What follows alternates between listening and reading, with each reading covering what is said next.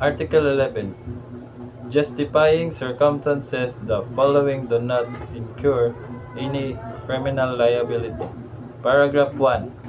Anyone who acts in this defense of his person or rights, provided that the following circumstances concur. The first one is unlawful aggression. Then the second one is the reasonable necessity of the means employed to prevent or repel it. The third one is lack of sufficient provocation on the part of the person defending himself. Paragraph 2. Anyone who acts in defense on the person or rights of his spouse, ascendant, descendant of legitimate, natural or adopted brothers or sister of his relatives by affinity and the same degrees,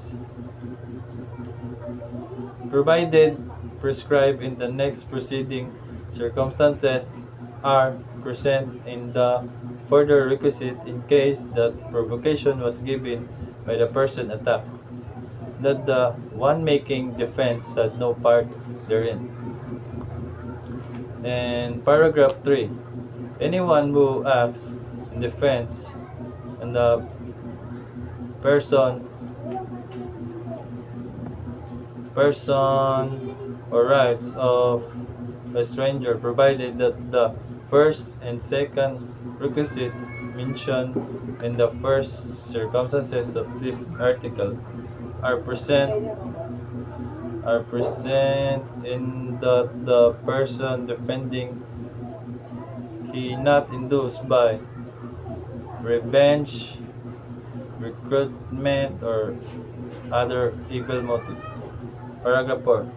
Any person who is another to avoid an evil injury, thus an act which cause damage to another, provided that the following requisites are present. The first one is that evil sought to be avoided actually exists. The second one is that the injury feared be greater than the done to avoid it. Third is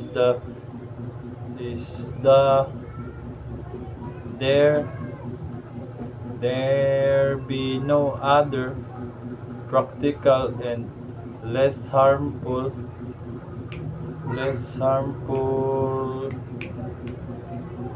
exercise of a right office. Paragraph 6. Any person who acts Paragraph 5.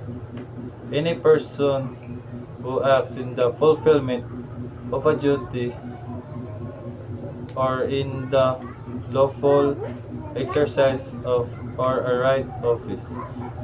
The last one, paragraph 6. Any person who acts in obedience to an order issued by a superior for one lawful purposes. Thank you.